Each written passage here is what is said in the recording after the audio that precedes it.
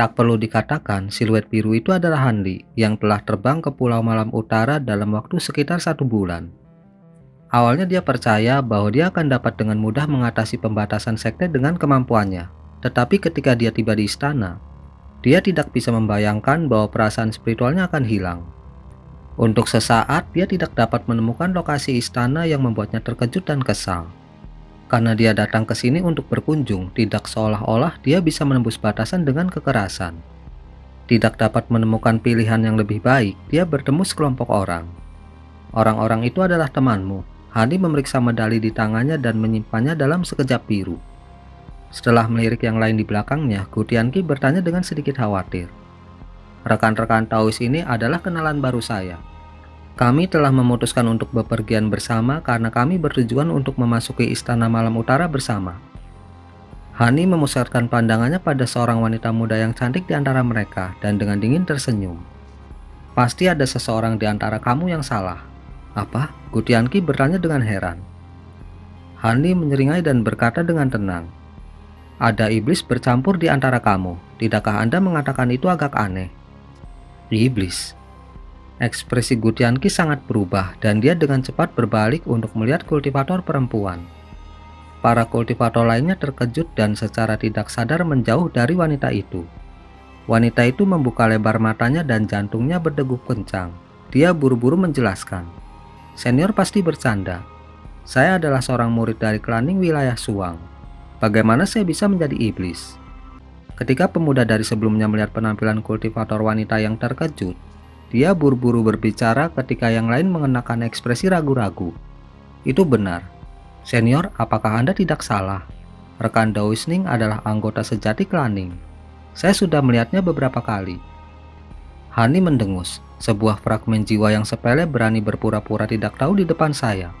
Ungkapkan dirimu. Segera setelah itu, Hani mengulurkan tangan ke arahnya. Dan cahaya berkedip dari atas kepalanya. Tangan biru besar terwujud dan meraihnya.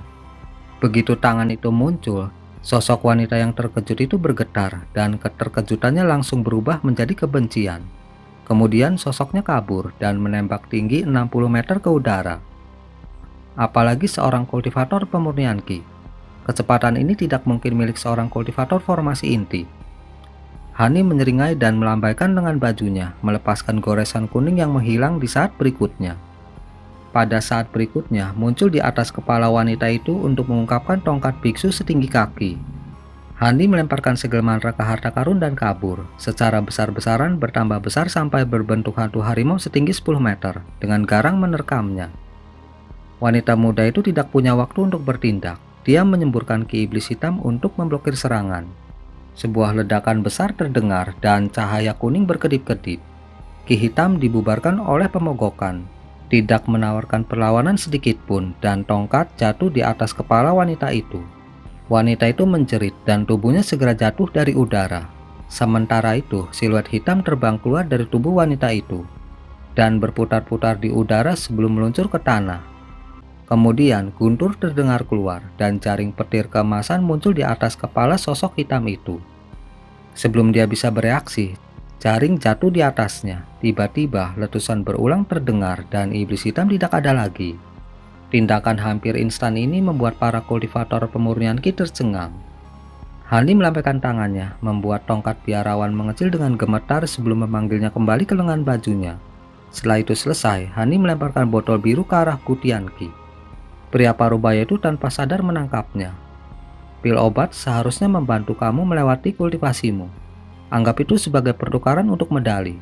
Dengan mengatakan itu, cahaya biru menyala di sekelilingnya dan dia terbang, menghilang dari pandangan dalam sekejap mata. Ketika pria parubaya itu terbangun dari ketololannya, dia dengan erat menggenggam botol itu dengan kejutan yang menyenangkan. Kemudian, para kultivator di dekatnya menangis ketakutan. Wanita muda yang sebelumnya jatuh tiba-tiba bangun. Tampaknya tongkat biarawan Hani tidak meninggalkan luka di tubuhnya. Dengan medali di tangannya, Hani terbang ke Istana Malam Utara. Dia ingat apa yang terjadi sebelumnya dengan senyum. Fragmen jiwa binatang iblis tingkat tinggi berlama-lama di dalam tubuh wanita muda itu. Dari kekuatannya, itu tampaknya milik binatang iblis kelas 8 setidaknya. Iblis itu cukup lihai untuk bisa menyembunyikan fragmen jiwa di dalam tubuh wanita itu tanpa diketahui. Jika dia tidak mengetahuinya, iblis akan benar-benar berhasil masuk ke istana malam utara menggunakan tubuh wanita itu. Hani menemukan ini secara sepintas. Karena dia pikir memusnahkan fragmen jiwa hanya membutuhkan sedikit usaha, dia melakukannya untuk mencegah keributan saat dia mengunjungi sekte. Mungkinkah binatang iblis itu menyelinap ke sekte melalui metode pintar untuk intisari es glasial? Lagi pula, dia telah mendengar bahwa Istana Malam Utara tidak pernah menyebarkan informasi tentang hilangnya intisari esnya. Pasti ada alasan mengapa mereka menutupinya. Ketika pikirannya mengembara, dia terbang secepat kilat dan segera menemukan dirinya dalam badai dengan hujan es ukuran kepalan tangan. Hujan es dari badai itu berkilauan dan tembus cahaya, berderak di atas penghalang cahayanya dengan bunyi rendah, seolah terbuat dari batu itu sendiri. Tapi pada kultivasi Handi saat ini, hujan es besar berada di bawah perhatiannya. Setelah terbang selama 1 jam, mata Handi berbinar ketika dia melihat hujan es dan salju tiba-tiba menghilang di sekitarnya. Dia melihat sebuah kota yang dibangun dari es tak jauh di depannya. Bangunan-bangunan berkilauan dengan cahaya dari kejauhan, memantulkan sinar matahari sebagai pelangi. Dia juga melihat beberapa awan putih yang menyinari kota. Jejak keheranan muncul di wajah Hanli, namun pandangannya dengan cepat jatuh ke gunung besar di belakang kota. Gunung itu raksasa menurut standar fana, paling tidak mencapai ketinggian 30.000 meter. Tapi itu tidak seberapa jika dibandingkan dengan Gunung Kunwu. Tapi yang benar-benar mengejutkan Hanli adalah bahwa gunung itu dibentuk sebagai pilar raksasa, bahkan tertutup lapisan es yang sangat dalam. Jika bukan karena jejak hijau yang muncul dari gunung, dia akan percaya itu dibuat seluruhnya dari es. Dia tidak bisa melihat ke gunung bahkan dengan mata roh cerahnya. Tapi dia bisa melihat sekelompok bangunan berkilau di atasnya, apa yang dia yakini sebagai Istana Malam Utara. Hanli tidak langsung menuju ke kota. Area di sepanjang jalan sepertinya hanya terdiri dari gletser biasa, tapi ada batasan yang tak terlihat yang ditempatkan di antara mereka. Sebagai master formasi mantra yang mumpuni, Hani merasa bahwa mereka takut untuk dilihat. Seandainya dia dengan sembrono menerjangnya, dia takut dia akan mengaktifkan sesuatu yang sulit untuk dihadapi. Lebih jauh lagi, begitu dia lolos dari badai salju, beberapa garis cahaya melesat keluar dari kota untuk menemuinya. Hanli mengangkat alisnya ketika dia melihat ini, tetapi sebuah pikiran melintas di benaknya dan dia melihat medali di tangannya. Tidak hanya medali memandu jalan, tetapi juga akan memungkinkan Istana Malam Utara untuk mengetahui keberadaan para kultivator yang ingin memasuki sekte. Saat dia memikirkan hal ini, seberkas cahaya langsung tiba di depannya. Seorang pria parubaya dengan ekspresi halus dan 2 orang wanita. Semua mengenakan jubah putih. Pria itu memiliki kultivasi formasi inti, dan kedua wanita itu adalah kultivator pembangunan fondasi. Ketika pria itu melihat lebih dekat pada Hanli, jejak kejutan muncul di wajahnya dan dia buru-buru membungkuk. Junior ini adalah pelayan luar istana Siun. Bolehkah saya bertanya nama terhormat Anda dan bisnis Anda datang ke sini? Ketika kultivator ini melihat Hanli muncul dari badai salju, mereka tahu dia bukan kultivator biasa, tetapi mereka tidak menduga kultivator jiwa baru lahir, apalagi yang kelas menengah yang tidak dikenal. Ini menyebabkan mereka menjadi gugup. Hani dengan tenang menjawab, "Kamu tidak perlu tahu namaku. Saya hanya datang ke sini untuk mengunjungi seorang teman, salah satu sesepuh sekte Anda." Ketika Siun mendengar jawaban Hanli, wajahnya santai dan dia bertanya dengan nada ramah, "Bisakah Anda memberitahu kami penatua yang senior bicarakan? Saya akan segera membuat laporan." Hani pelan berkata, "Saya sudah bertemu Peri Bayoyi beberapa tahun yang lalu. Apakah dia ada?" Bibi bela diri Bai. Dia berada di dalam sekte. Tapi saya percaya dia saat ini sedang dalam pengasingan. Saya akan mengirim jimat transmisi suara kepadanya segera. Mohon tunggu sebentar." Wajah Siun menjadi lega dengan jawaban Hanli dan dia segera mengirim jimat. Untuk saat ini Hanli tetap diam, tetapi matanya mengembara dan memeriksa pemandangan. Sebagai tanggapan, Siun berkedip dan berpikir untuk mengatakan sesuatu. Tapi kemudian garis merah terbang keluar dari badai salju 400 meter di belakang mereka. Itu keluar dari belokan dan dengan cepat berbalik ke arah mereka. Sebelum goresan tiba di hadapan mereka, goresan itu mengeluarkan tawa yang hangat. Apakah rekan Daois ini datang mengunjungi istana kita? Siapa namanya? Ketika cahaya memudar, seorang pemuda pucat dengan rambut beruban terlihat. Matanya mengkhianati kedalaman yang dalam. Hani menyipitkan matanya dan memeriksa orang di depannya. Dengan sapuan indera spiritualnya, dia menemukan bahwa dia adalah seorang kultivator jiwa baru lahir pertengahan seperti dirinya. Sebelum Hanli bisa menjawab, Xiun dengan senang hati mengambil langkah ke depan dan dengan hormat memberi hormat kepada kultivator. Murid ini dengan hormat memberi hormat kepada Paman Bela Diri Pi. Apakah perjalanan Anda damai? Dinding es setinggi 100 meter yang mengelilingi kota itu tidak luar biasa tingginya. Tetapi bahan tembus cahaya dan berkilau itu memikat. Tapi yang paling mencolok adalah bahwa dinding itu tampak sepenuhnya mulus seolah-olah diukir dari bilah. Tidak ada petunjuk sedikit pun bahwa batu bata pernah digunakan. Di gerbang kota, ada selusin kultivator berpakaian putih berjaga-jaga. Kultivasi tertinggi di antara mereka adalah pembangunan fondasi. Tetapi lebih penting lagi, beberapa kera putih berjongkok di antara mereka. Mereka memiliki rambut putih seperti salju dan sepasang mata hijau yang mengancam. Kera adalah binatang roh yang sudah lama terbiasa dengan salju. Meskipun kultivasi mereka tidak terlalu tinggi, mereka sangat cerdas dan mudah jinak, yang menyebabkan banyak kultivator utara membesarkan mereka. Namun kera di dinding sangat besar, beberapa kali lebih besar dari yang diperkirakan kera salju. Dan mereka mengungkapkan bahwa mereka adalah binatang iblis peringkat 4 dan 5, setara dengan kekuatan seorang kultivator pembangunan fondasi. Ini menarik banyak perhatian pada Hanli. Sebagai sekte teratas di utara, Istana Malam Utara pasti memiliki teknik asli untuk memelihara kera ini. Ketika para kultivator di dinding melihat pemuda pucat dengan rambut beruban, mereka berulang kali memanggilnya sebagai Penatuaren. Penatuaren mendengus dalam pengakuan dan dengan berani berjalan melewati gerbang. Ketika mereka melihat Hani mengikuti di belakang penatua mereka tidak berani mempertanyakannya. Tapi tepat ketika Hani melintasi gerbang, kera salju tiba-tiba bertindak aneh. Binatang roh merengek dan mundur dari Hani dengan panik. Dalam keterkejutan mereka, kultivator Istana Malam Utara memarahi binatang buas. Tetapi kera terus berbaring di dada mereka dan menutupi bagian belakang kepala mereka dengan tangan mereka, menunjukkan kepatuhan kepada Hanli. Ketika Penatuaren melihat ini, dia berteriak dan melirik Hanli dengan ekspresi aneh. Apakah Anda memiliki binatang roh tipe kera bermutu tinggi? Meskipun kera ini tidak terlalu kuat, indera mereka sangat tertarik. Ketika Hanli mendengar ini, dia tahu kera salju merasakan binatang jiwa menangis, dan mereka bertindak karena takut.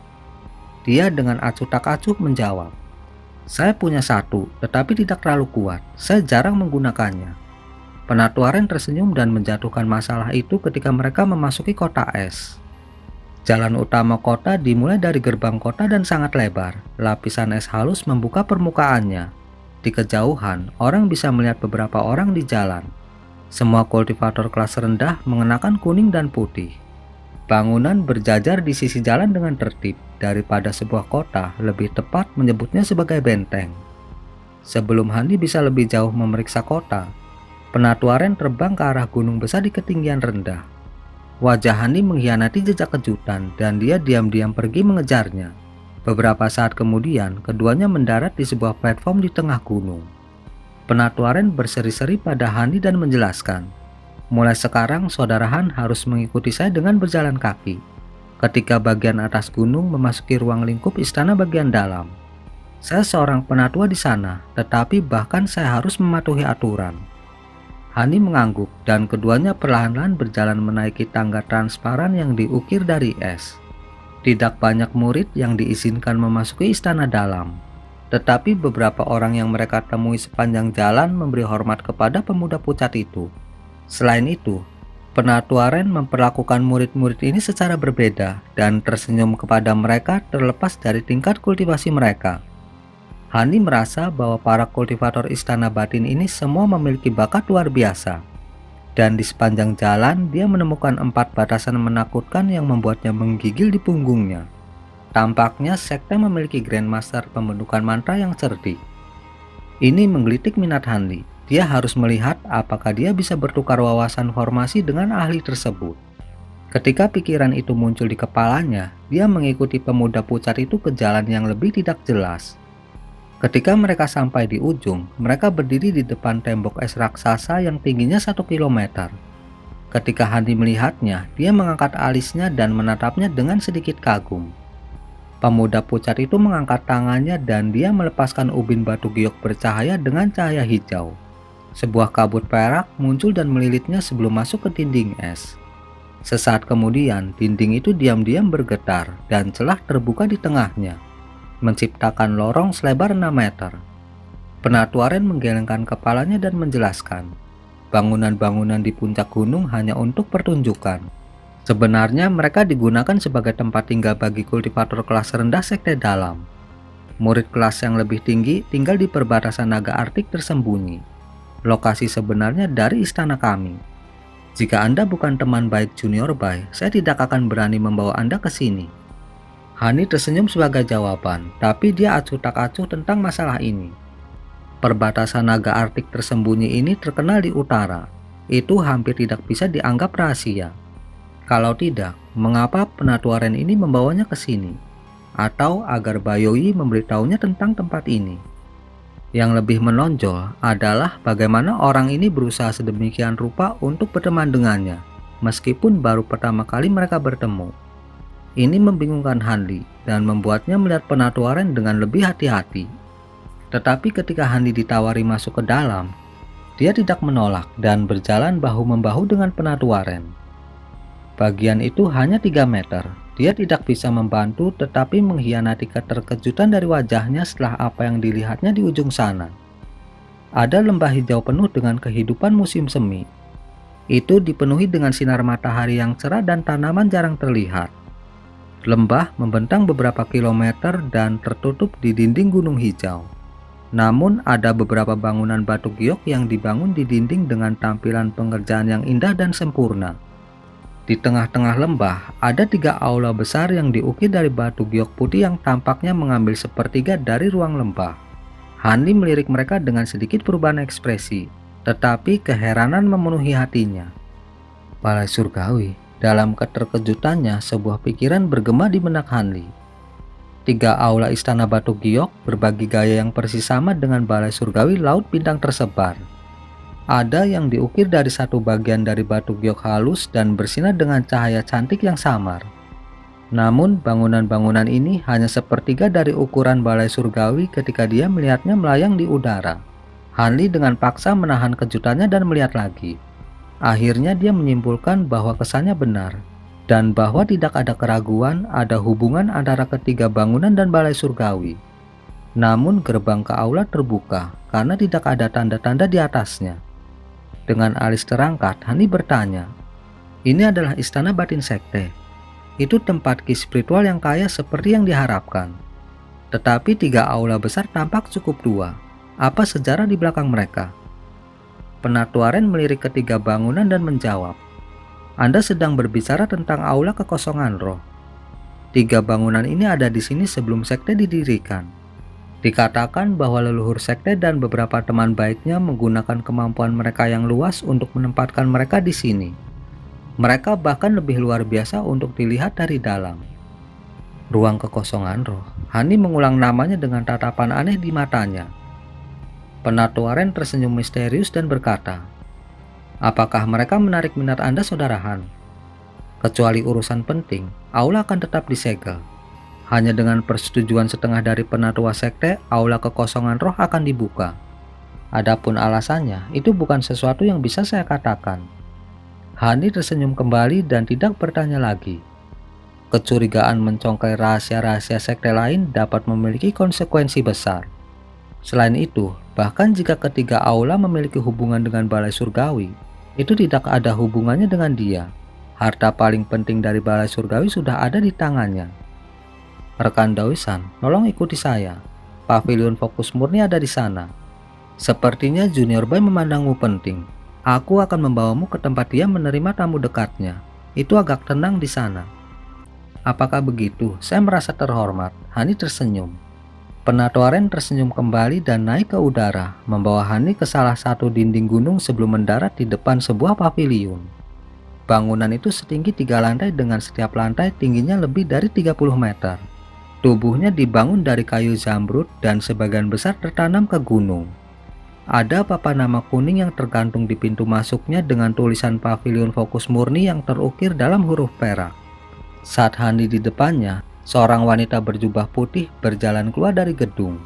Ketika dia melihat keduanya, dia sejenak berhenti dengan kaget dan dengan hormat berkata, "Saya memberi hormat Senior Ren, dan ini pasti Senior Han."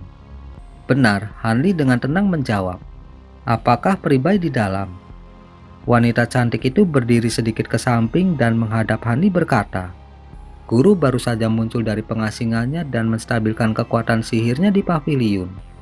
Dia telah mengirim saya untuk menyambut Anda Senior Han. Saya harap Anda tidak tersinggung." Mengungkap sedikit kejutan, wanita itu dengan masam tersenyum dan berkata, "Senior Ren, kamu telah menempatkanku pada posisi yang sulit. Anda pasti tahu bahwa guru telah memberitahu saya bahwa dia tidak ingin melihat Anda. Ketika adik bela diri Sister Gong mengizinkan Anda untuk melihatnya, dia dihukum berat." Penatua Ren memerah, tetapi segera dia mengalihkan pandangannya. "Tetapi kali ini berbeda. Saya menemani Saudara Han. Apakah dia akan menolak untuk menemui saya bersama Saudara Han?" Ketika Hani mendengar ini, dia menyeringai dan tidak banyak bicara. Ekspresi ragu-ragu muncul di wajah wanita itu. "Yan-er, biarkan senior bela dirimu masuk. Aku akan melihatnya." Suara Bayoyi terdengar dari paviliun. "Seperti yang Anda perintahkan." Ekspresi wanita itu rileks dan dia mundur lebih jauh ke samping. "Senior Ren, silahkan masuk." Wajah Penatua Ren bersinar ketika dia mendengar suara Bayoyi, dan sedikit kebahagiaan menyala di wajahnya.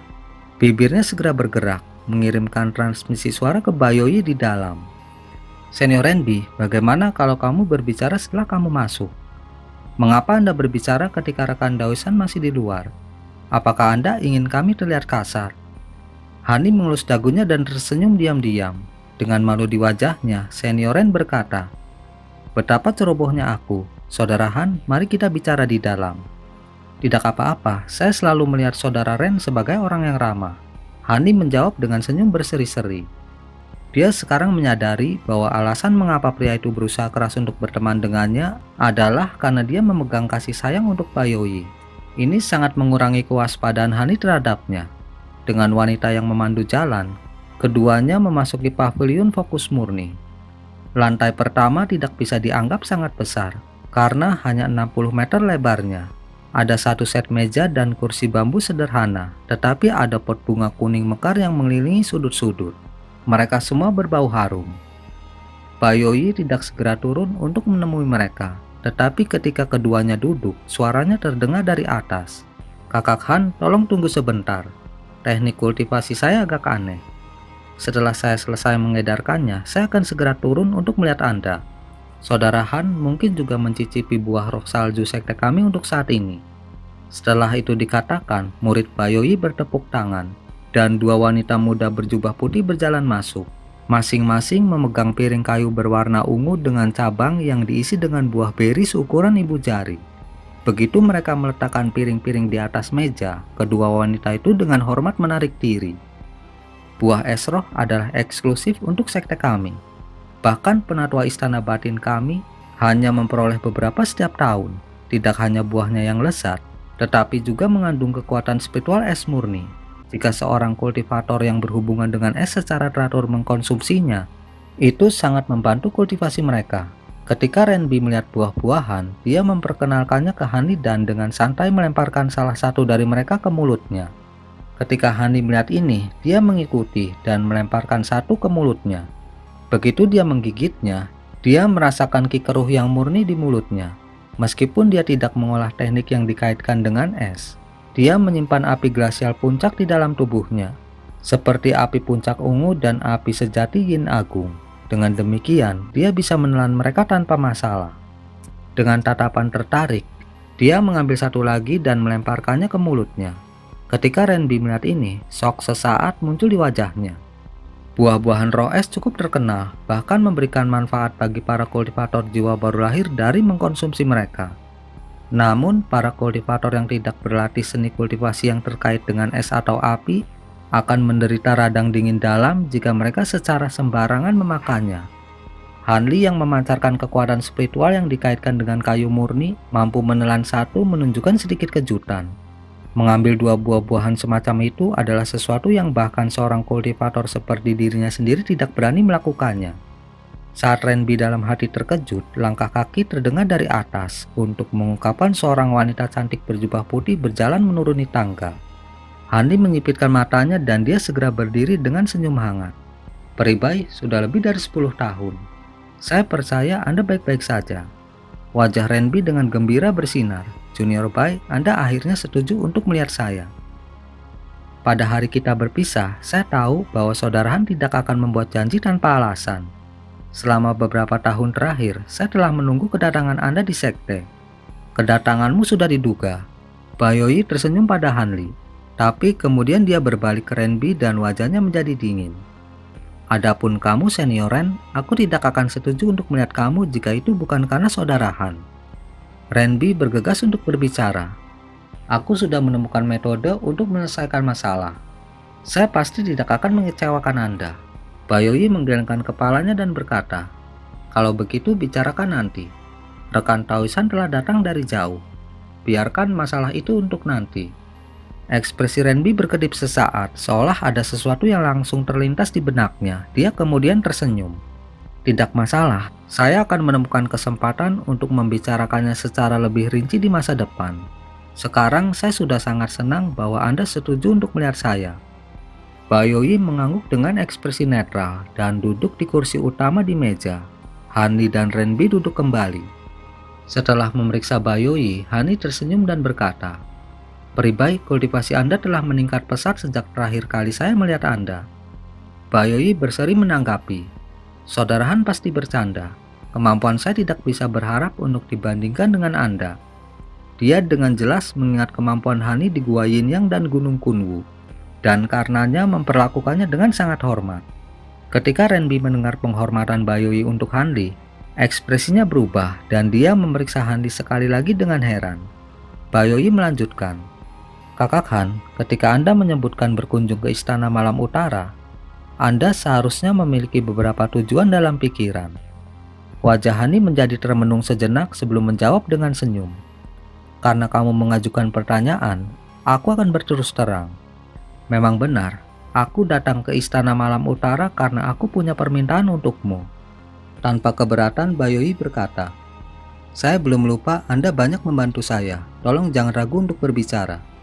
Sejujurnya, bahkan jika Hanli tidak menyelamatkannya dari es yang menyegelnya di pagoda penekan iblis, dia masih memiliki kemampuan menakutkan yang sebanding dengan kultivator jiwa baru lahir tahap akhir. Dia senang berteman dengan karakter seperti itu. Hanli dengan tenang berkata, "Itu bukan sesuatu yang utama. Saya hanya mendengar bahwa Istana Malam Utara menumbuhkan bunga es yang sangat melimpah. Saya membutuhkan mereka sebagai bahan utama untuk pil obat." Bunga es yang mendalam.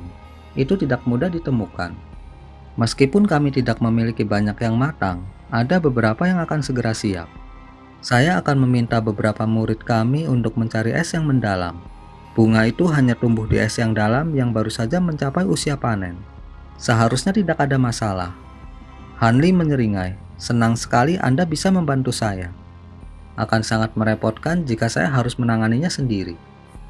Bayoyi memasang senyum berseri-seri dan berkata, "Ini hanya urusan kecil.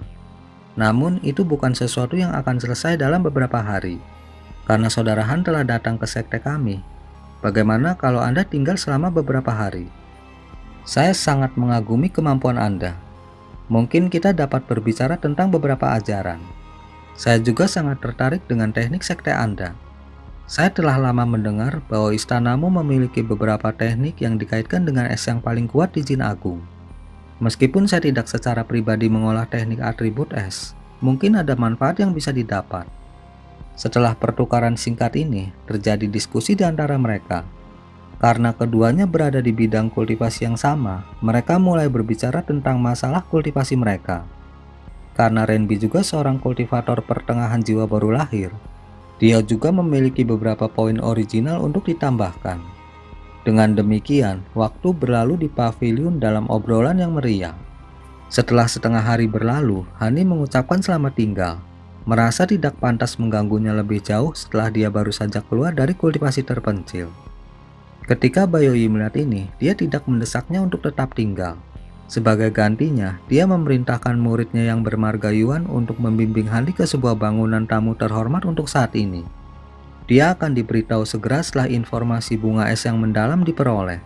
Dengan permintaannya diterima, Hani memberi hormat kepada keduanya dan mengikuti murid keluar dari gedung.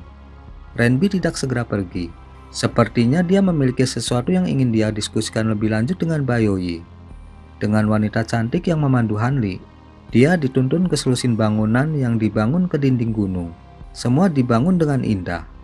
Tampaknya ini adalah tempat tinggal para tamu terhormat.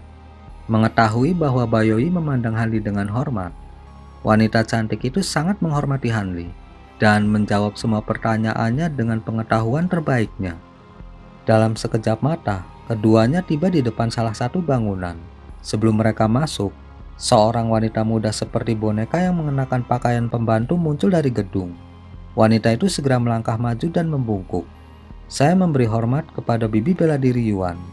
Murid Yuan dengan tegas berkata, "Keponakan bela diri Hua, ini adalah senior Han, tamu terhormat dari leluhur bela diri. Layani dia dengan baik. Jika Anda lalai, akan ada hukuman." "Aku akan melakukan yang terbaik." Hati pelayan itu bergetar dan dia menjawab dengan nada hormat. Sementara itu, dia mencuri pandang pada Hanli dan buru-buru memalingkan wajahnya ketika mata mereka bertemu. Hanli menjawab sambil tersenyum. Murid Yuan berbalik ke Hanli. "Senior Han, jika Anda tidak puas dengan keponakan bela diri Hua, kami akan segera menggantinya." "Tidak perlu, dia akan melakukannya." Hanli menggelengkan kepalanya dan memasuki gedung dengan tenang. "Tidak perlu, dia akan melakukannya." Hanli menggelengkan kepalanya dan memasuki gedung dengan tenang. Dua lainnya mengikuti dengan cermat. Interior bangunan diatur dengan baik dan memuaskan Hanli. Ada beberapa batasan sederhana yang mencegah kultivator mengintai di dalam juga. Dengan beberapa kata singkat, Hanli menyuruh murid itu pergi dan dia tinggal di kediaman. Sejujurnya, dia agak lelah karena dia bepergian sejak dia meninggalkan pegunungan rantai salju. Dia berencana menggunakan waktu ini untuk beristirahat dan membawa dirinya kembali ke performa puncak. 2 hari berlalu dengan Hanli bermeditasi di lantai 2. Jika dia berkeliaran seperti yang dia inginkan, dia pasti akan menarik perhatian banyak kultivator kelas tinggi di sekte ini. Bagaimanapun, dia adalah seorang kultivator jiwa baru lahir asing. Tidak mungkin bagi mereka untuk tidak waspada. Dia juga tidak punya niat untuk menimbulkan masalah. Meskipun dia ingin lebih banyak informasi tentang api sejati Yin Agung, dia tidak akan mengambil resiko mengambil tindakan sampai setelah dia selesai memperbaiki pil es yang mendalam. Penghapusan kutukan segel jiwa Nangongwan berada di urutan teratas dalam daftar prioritasnya. Adapun pembantu yang ditugaskan untuk melayaninya, dia tidak berbicara dengannya selain mengatakan padanya untuk menunggu di luar. Pada hari ketiga, wajahnya mulai bergerak ketika dia duduk bermeditasi. Cahaya azure berkedip dari tubuhnya dan serangkaian ledakan terdengar. Dia membuka matanya dengan ekspresi cemberut. Indera spiritual seseorang telah menembus batasan bangunan tanpa menahan diri dan langsung bergerak untuk menyelidiki tubuhnya. Karena itu, dia dengan paksa menolaknya. Namun, indera spiritual orang ini tidak lebih lemah dari dia. Itu seharusnya milik seorang kultivator jiwa baru lahir tahap akhir.